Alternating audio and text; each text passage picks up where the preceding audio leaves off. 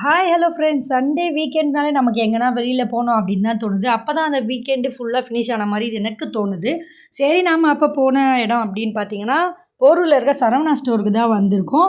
First இந்த Saravana store இருந்த ரேஞ்சே வேறு, இப்போ இருக்கிற ரேஞ்சே வேறு. மெட்ரோ ட்ரெயின்லாம் போடுறேன் அப்படின்னு சொல்லிட்டு தோண்டி தோண்டி அது ஒரு வழி ஆக்கிட்டாங்க. ஆனால் எனக்கு வெளியிலேருந்து ரொம்ப க்ரௌடாக அந்த மாதிரி ஒரு ஃபீலாக இருந்துச்சு. ஸ்நாக்ஸ் ஐட்டம்லாம் அப்போ இவ்வளோ கிடையாது. இப்போ நிறைய வந்துச்சு சாப்பிட்றதுக்கு. உள்ளே கூட்டம் இருக்கோ இல்லையோ, வெளியில் தான் அதிகமாக கூட்டம் இருந்தது. அப்படி இருந்தது. எல்லாமே கம்மி ப்ரைஸ் தான் நினைக்கிறேன். நான் ஆனால் அங்கே போகல. மெஹந்தி போட்டுட்டு இருந்தாங்க. சரி, அதை நம்ம கொஞ்சம் நேரம் நின்று பார்க்கலாம் அப்படின்னு சொல்லிட்டு பார்த்துட்டு இருந்தேன். ஹபீப் வண்டி பார்க் பண்ணிட்டு வரதுக்காக போயிருந்தார். அது வரைக்கும் நம்ம சும்மா நின்று பார்த்துட்டு இருக்கலாம் அப்படின்னு சொல்லிட்டு தான் பார்த்துட்டு இருந்தேன். அதுக்கப்புறம் என்ன ஃபஸ்ட் ஃப்ளோரில் ஏறி போகலாம் அப்படின்னு சொல்லிட்டு ஃபஸ்ட்டு கோல்டு ஜுவல்லரி தான் கிரவுண்ட் ஃப்ளோரில் இருக்கும். பார்க்கும்போதே மனசு அடிச்சிக்கிச்சு. சரி, நமக்கு இப்போ அதை வாங்கிறதுக்காக வரல. எக்ஸலேட்டர் ஏறி ஃபஸ்ட் ஃப்ளோர் ஏறி போயிட்டோம். ஃபஸ்ட்டு ஃப்ளோரில் சாரீ செக்ஷன் தான். நமக்கும் இதுக்கும் எந்த சம்மந்தமும் இல்லை அப்படின்னு சொல்லிட்டு அப்படி சொல்லிட்டாரு. சரி, ஓகே, நமக்கு சம்மந்தம் இல்லை தான் அப்படின்னு சொல்லிட்டு 2வது ஃப்ளோர் ஏறி போகலாம் அப்படின்னு சொல்லிட்டு பார்த்தேன். நம்மளுடைய குர்த்திஸ் ஐட்டம் தான் 2வது ஃப்ளோரில் இருந்துச்சு. ஆனால் அது நமக்கு யூஸ்ஃபுல் தான். ஆடி ஆஃபராக நிறைய போட்டிருக்காங்க. நான் போய் பார்த்தேன், பை ஒன் கெட் ஒன் நிறைய ஆஃபர்ஸ்லாம் போட்டிருக்காங்க. 3rd ஃப்ளோர் கிட் செக்ஷன் தான். ஆனால் சூப்பராக இருந்தது. எப்போ போனாலும் அந்த ஃப்ராக்ஸ்லாம் நான் நிறைய பார்த்துட்டே இருப்பேன். பாப்பா குட்டியாக இருக்கும்போது நிறைய இங்கே தான் பர்ச்சேசிங் பண்ணியிருக்கேன். எல்லோரும் எனக்கு சொல்லுவாங்க, சரவணா சொல்லி உனக்கு ஒரு வீடு பார்த்து வச்சுக்கோ அப்படின்னு சொல்லிட்டு. ஏன்னா அந்தளவுக்கு நான் ரெகுலர் கஸ்டமர்னே சொல்லலாம் சரவணா ஸ்டோருக்கு. இந்த ஃப்ராக் பார்த்தோன்னு எனக்கு ரொம்ப பிடிச்சிருந்தது. இதோட ப்ரைஸ் கூட 600 தான். ஆனால் கண்டிப்பாக வாங்கலாம். எல்லாமே ஆடி ஆஃபரில் தான் போட்டிருக்காங்க. ஆடி ஆஃபரில் யாராவது வாங்கணும்னு நினச்சிக்கலாம், கண்டிப்பாக சரவணா ஸ்டோர்ஸை பர்ச்சேஸ் பண்ணுங்கள். ஏன்னா சூப்பராக இருந்தது. அந்த குவாலிட்டியும் நல்லா இருந்துச்சு. 1200 ப்ரைஸ் பாதிக்கு பாதியாக போட்டிருந்தாங்க. எல்லாமே கம்மி ப்ரைஸாக தான் இருந்தது. ஆனால் இப்போதைக்கு நமக்கு ட்ரெஸ்ஸு தேவையில்லை, இப்போ தான் நமக்கு ரம்ஜான் போச்சு அப்படின்னு சொல்லிட்டு நாம் மறுபடியும் 4th ஃப்ளோர் ஏறி போயிட்டோம். போனோன்னே என்ன இருக்குது, பசங்களான இந்த டாய்ஸ் தான். இங்கே தான் வரவே கூடாது, அவங்க கண்ணில் காட்டவே கூடாது அப்படின்னு நினச்சேன். இருந்தாலும் பார்த்துட்டாங்க. அவங்கள எப்படி சமாதானப்படுத்தி கூட்டிகிட்டு போகிறதுக்குள்ள எப்பா முடியல, தாங்கலை. சரி, அதுக்கப்புறம் இந்த சேர் வேணும் அப்படின்னு சொல்லி கேட்டால், இருந்தாலும் நம்ம பசங்க இப்போ வளர்ந்துட்டாங்க, இதெல்லாம் வாங்குறது முடியுமா? பாருங்கள், சைக்கிளில் கூட அவன் ரொம்ப ஹைட்டாக இருக்கான். இப்போ டேரெக்டாக பெரிய அந்த ஹீரோ சைக்கிள் தான் வாங்கணும் சொன்னால் எங்கே புரிஞ்சுக்கிட்டாங்க. சரி, அவன் ஆசைக்கு கொஞ்சம் நேரம் உட்காந்துக்கிட்டோம் அப்படின்னு சொல்லிட்டு அவனை கொஞ்ச நேரம் உட்கார வச்சேன். மென் செக்ஷனில் நமக்கு எந்த வேலையும் கிடையாது. இருந்தாலும் அப்படி ஜீன்ஸ்லாம் பார்த்துட்டு தான் இருந்தார். நம்மளே வாங்கவில்லை, நீங்கள் எப்படி வாங்கலாம் அப்படின்னு சொல்லிட்டு அவளை இழுத்துட்டு வந்துட்டேன்.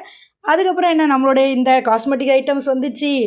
அதுக்கு நீ போகவே கூடாது அப்படின்னு சொல்லிட்டாரு.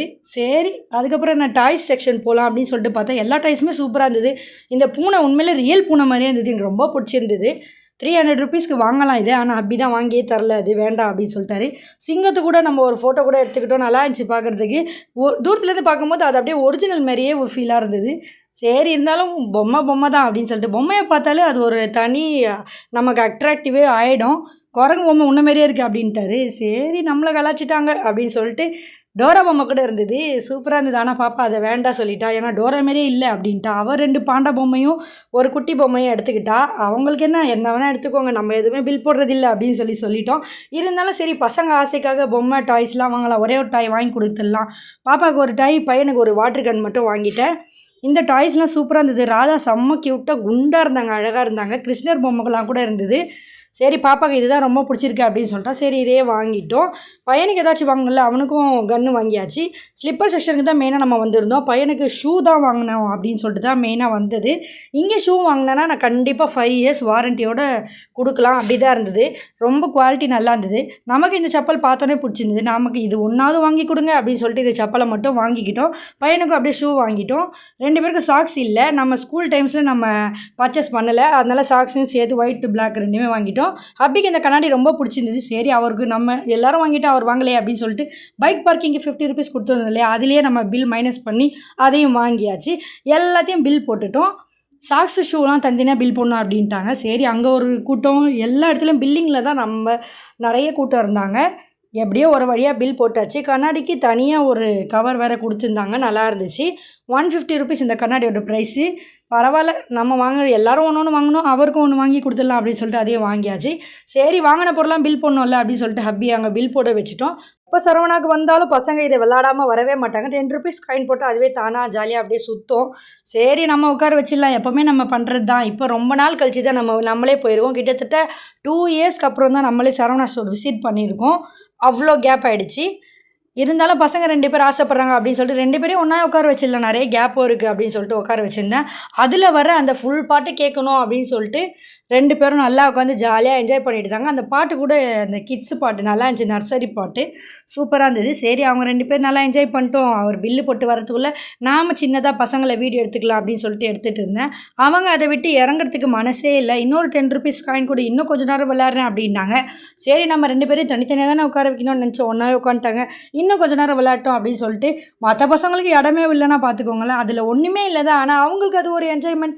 சரி நீங்கள் இதெல்லாம் ஆடி முடிச்சுட்டு வாங்க அப்படின்னு சொல்லிட்டு பில் ஒரு வழியாக போட்டுட்டு வந்துட்டாங்க. கீழே இறங்கி போனால் மோட்டு பற்று நின்றுட்டு இருந்தாங்க. இதை தான் நான் ரொம்ப எதிர்பார்த்தேன். எப்போவுமே பசங்க இதுக்காக தான் வருவாங்க. போகும்போது நம்ம இல்லவே இல்லை, வரும்போது சரி இது கூட நம்ம ஃபோட்டோ எடுத்துக்கலாம் அப்படின்னு சொல்லிட்டு பார்த்துட்டோம். பசங்க ஃபஸ்ட்டுலாம் பயந்துட்டு இருந்தாங்க இதுக்கு. இப்போ பயப்படுறது கிடையாது, நல்லா கோஆப்ரேட் பண்ணாங்க. நம்மளும் அப்படியே கூட நின்று ஒரு ஃபோட்டோ எடுத்துக்கலாம் அப்படின்னு சொல்லிட்டு நம்மளும் எடுத்தாச்சு. சரி மோட்டோ இருக்காரு, பத்துலு இல்லையே அப்படின்னு திரும்பி பார்த்தேன். ட்ரெஸ்ஸு மட்டும் தான் சேஞ்ச் ஆகுது, ஆனால் பத்துலு ஃபேஸ் அதே மாதிரி தான் இருந்தது. பத்துலுக்கிட்டேயும் போய் ஒரு ஹாய் சொல்லிட்டாங்க பசங்க. சரி நில்லுங்க, அவர் கூடயும் ஒரு ஃபோட்டோ எடுத்துக்கலாம் அப்படின்னு சொல்லிட்டு ஃபோட்டோ எடுத்துட்டோம். எல்லோரும் நின்று அந்த பொம்மை கூட ஃபோட்டோ எடுக்கிறது கிட்ஸுக்கு ரொம்ப ஒரு என்ஜாய்மெண்ட்டாக இருந்துச்சு. எல்லாத்தையும் முடிச்சுட்டு நாங்கள் இப்போ அங்கேருந்து கிளம்பிட்டோம். வீடியோ பிடிச்சிருந்தா லைக் பண்ணுங்கள். நெக்ஸ்ட் vlogல பார்க்கலாம். Tata, bye bye.